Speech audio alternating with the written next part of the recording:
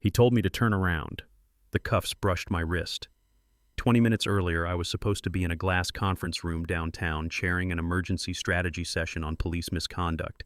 And instead, I was face down to the sun on the hood of my father's mint green 1970 Pontiac GTO in the Stonebridge Commons parking lot, heat seeping through my palms while a cop explained to a growing crowd why a woman like me doesn't drive a car like this. My name is Dana Carter, Senior Prosecutor, Civil Rights Unit, Ridgeview County in Westlake, and if that sounds fancy, trust me. My life is more coffee rings on depositions than red carpets, more late-night phone calls from frightened witnesses than speeches, and more tired shoes than I care to admit. Which is to say, I am just a person who goes to work and tries to make the math of justice add up, you know what I mean? And on Saturdays I drive my father's GTO because it keeps his voice near the one that taught me to bleed the brakes, to count to 10, to pick the moment when the stuck thing comes loose. That afternoon I took the long way home, bought a book I would pretend not to devour and a candle I would pretend to gift, walked out into the bright heat. And there he was, Officer Mark Ridley, hand planted on his holster like it had roots, eyes sliding over paint and chrome, already convinced the car and I were not a match. Yeah, that happened. And the circle formed, the way it always does, a shimmer of shoppers drifting closer. The hush that isn't quiet at all, phones rising like periscopes. One college kid with her camera up high, comments popping so fast her thumb couldn't keep up, and my own phone buzzing in my pocket with the same number over and over, the district attorney. While Ridley's voice carried bored and theatrical at the same time hands where I can see them place them on the hood, ma'am, like we were doing a cooking demonstration for the crowd. There is a specific humiliation that lives in this kind of moment. You keep your voice steady while your dignity slips in front of strangers. You try not to argue with a story someone already wrote about you, and you inventory your choices because every word and movement is a vote for whether you get to go home. So I put my hands on that hot metal, kept my shoulders square, and told him the registration, insurance, and bill of sale sat in my leather briefcase on the back seat, the one with a busted zipper pull and the county seal stamped on the side, and that I would hand them over if he stepped back and let me reach simple as common sense. Simple as law. But he smiled, that polite little smile people use when they have already decided who you are, and he said, "You can explain it downtown." The crowd edged closer. You could smell new asphalt and cologne. You could hear a baby's soft fuss and the slow rustle of shopping bags, and somewhere a woman tried to make eye contact with me and failed, because eye contact makes you responsible, you know? And Ridley circled the car like he was sniffing for guilt, saying things that get typed into reports and become the truth. Subject is evasive, subject is non-compliant. And I said my name clearly, I said my job clearly, I asked for a supervisor, I said those words that should be a shield, attorney privilege, confidential work product, and he looked at my blouse and my shoes and my hair at my skin and shook his head like I had handed him a fake bill. Sirens washed the sun, blue light strobed across the chrome, and Sergeant Halverson stepped out of his car with the weary posture of a man whose lunch breaks get interrupted. And with him came Officer Tiana Nguyen, younger, bright-eyed, the kind of cop who looks at a scene and actually sees people. And Halverson asked the question all supervisors ask, "What have we got?" And Ridley said louder for the audience, "Potential vehicle theft subject. Claims ownership but cannot provide documentation. Subject is non-compliant, crowd is becoming hostile."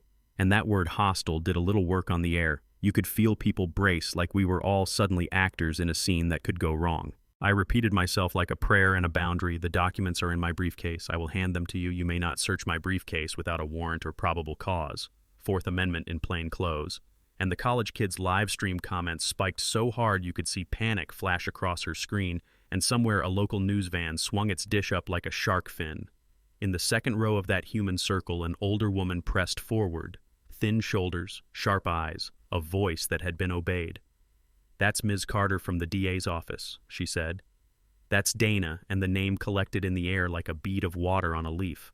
And Ridley didn't look. "Pride will make you deaf." So he said, "I'll retrieve the documents for evidence," and I said no, and we both kept our hands gentle because I wanted to live and he wanted to keep his costume neat. And Nguyen watched the space between our faces, which is where truth sits. Then dispatch crackled and changed the temperature of the day. Be advised, the district attorney's office has issued a missing persons alert for Senior Prosecutor Dana Carter, last seen wearing slate slacks and a blue blouse, driving a mint green 1970 Pontiac GTO plate, LCJ 1970, and you could hear bracelets slide on wrists. keys still in bags but suddenly heavier, and Halverson looked from my plate to my face to Ridley's jaw, and in that thin slice of silence you could feel a different story trying to get born. Pride is loud, though, and Ridley squared his shoulders and told me to turn around, hands behind my back. And that was the moment my father's voice came up through the steering column. Count to 10. Baby, breathe. Pick your moment. So I counted, I breathed, I picked, and I said, clear and respectful and not asking, Sergeant, I am going to reach for my identification. Now my hands will be visible the entire time. And Halverson said, let her, and Ridley said, do not reach, because he needed the old script to stay true, and I reached anyway. Slow enough to bore a statue, lifted the leather portfolio, popped it open to the page where the gold seal lives, and the air made a sound, a soft "oh" from 200 people at once, because it was Senior Prosecutor Civil Rights Unit, and sometimes a piece of plastic can weigh as much as a verdict, you know what I mean? I did not make a speech. I made a record. I said, Officer Ridley Badge, 2185, you are detaining Senior Prosecutor Dana Carter. The vehicle is registered in my name, transferred from my father's estate 18 months ago. The documents you demanded are here, and no, you may not search my briefcase. Not now, not without a warrant, not because you think humiliation is evidence. And I said this stop did not begin with a bolo or a plate reader hit it. Began with a picture in your head about who belongs behind a wheel like this. And I told him what I knew from quarterly reports and late-night spreadsheets, that his precinct's stop rate for black drivers outpaced county averages by a number that will make insurance carriers raise their eyebrows, that 2 of his cases had already cost the city money to make problems go away, that the case I was late to argue upstairs had his name on it like a shadow, and he blinked and opened his mouth and no logic came out, just the rusty scrape of pride meeting daylight. The older woman finally reached the front, planted herself like a flag. I am Ruth Benton. I gave 40 years to that office. I know this woman. I know that car. I know her father's stories. I know. Right now, you're risking your career for a mistake you could fix in one breath. And Halverson's chin shifted in that small way people make when they accept a truth they don't like. And Officer Nguyen's body camera light blinked steady and red, a metronome for accountability. I do not love ultimatums, but mercy sometimes needs edges, so I laid 3 options on the hood next to my palms and spoke them in the same tone I used to put a plea on the record.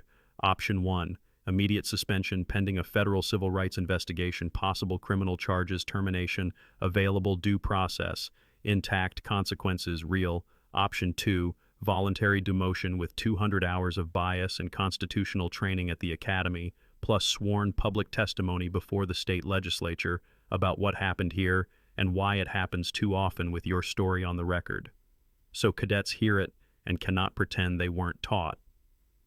Option 3, immediate retirement with full benefits and a promise to never again wear a badge, carry a gun for a city, or work security in a uniform. And I said, you have 60 seconds, the cameras are rolling, the public is listening, pick the kind of accountability you can live with. Time did that elastic thing stretch thin and humming, and I could have listed groceries or regrets in that minute, but all I did was breathe and keep still. And at second 50, Ridley looked at his handcuffs, then at the asphalt, then at a point past my left ear where maybe he saw his kids or his pension or the tic-tac-toe of his choices, and he said low, Option 2. And the crowd did not cheer, and I did not smile. We just let the weather change, and Halverson collected his badge and radio and weapon, the way you collect things in a hospital hallway, when the news is not simple. And Nguyen stepped a half-step closer and said, not for show, ma'am, I'm sorry, and I believed her.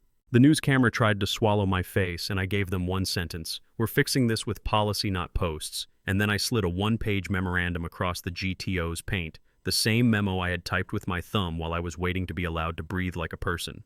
Mandatory body cameras on every stop with footage reviewed by a civilian oversight board, quarterly bias and de-escalation training led by organizations outside the department, monthly public reporting of stop and search data, broken down by race and location, with officer-level patterns flagged for supervisors, and a community oversight board with subpoena power, so the public does not have to whisper please to get its own records.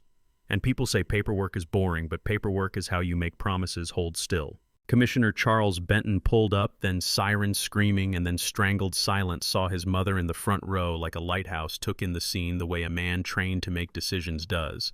And he apologized, which is step 1, then did step 2, which was to say he would implement the memorandum, Not after a task force, not after a study, but on a calendar you could print and tape to a fridge. And the manager of Stonebridge Commons came on speakerphone with a lawyer whispering in his ear and promised to mirror the training for their security staff and install a simple system where shoppers could report bias without giving away their names, because money listens to liability, always has. Maybe you're wondering if I believe in punishment, and the answer is yes.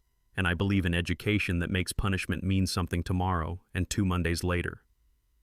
Ridley walked into the academy for day 1 of 200 hours he had once thought were for other people, and 2 weeks after that, we stood under fluorescent lights in the state capitol, me and Ridley, and a room full of suits trying to decide where the line between law and habit runs, and I rolled the body cam footage, and I kept my words short and human, not a sermon, just a neighbor explaining how to fix a fence, and Ridley spoke without notes, said the quiet part loud. I thought I wasn't a racist because I don't say slurs. Then I realized I carry different stories for different faces, and those stories drive my decisions, and you could feel the room shift because honest shame is heavy and useful, and the committee voted to draft a bill with our 4 pillars. And I walked out into late sun with a headache and a stubborn little bloom of hope. Here is what happened on paper and off. Body cameras became mandatory by quarter's end, and if an officer forgot to turn one on, the consequences were immediate, not theoretical. The civilian board set up shop in a church basement that smells like coffee and pledge and Ms. Ruth Benton runs the room like a choir practice, kind and exact. In the first year, the racial disparity in stop rates dropped more than I would have dared say into a microphone. Complaints dipped. Not because people got quiet, but because officers changed habits, and some officers realized they didn't want the job as it was becoming and left. And others like Nguyen dug in, spoke up, and became the kind of colleagues you brag about. And over at Stonebridge, the kiosks appeared, and a grandfather used one to say thank you to a guard who treated his grandson with respect after a silly teenage mistake. And I sat in my car and cried a little, then laughed at myself, then went back to work, because none of this runs on feelings alone.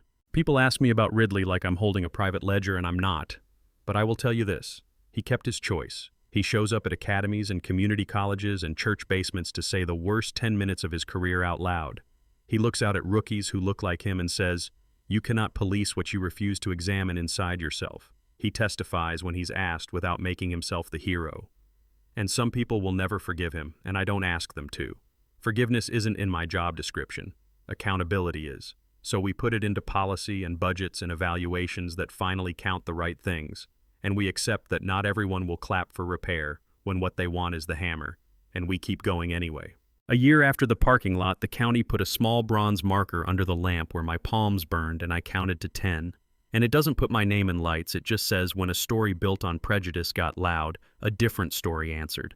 And underneath it says, repair is not a softer word for justice. It is justice that dares to last. And people take pictures, and teenagers roll their eyes, and kids ask questions that make their parents change the subject. And all of that is fine because culture shifts by inches, not by fireworks. I still drive the GTO on Saturdays, sometimes to the grocery store, sometimes nowhere in particular.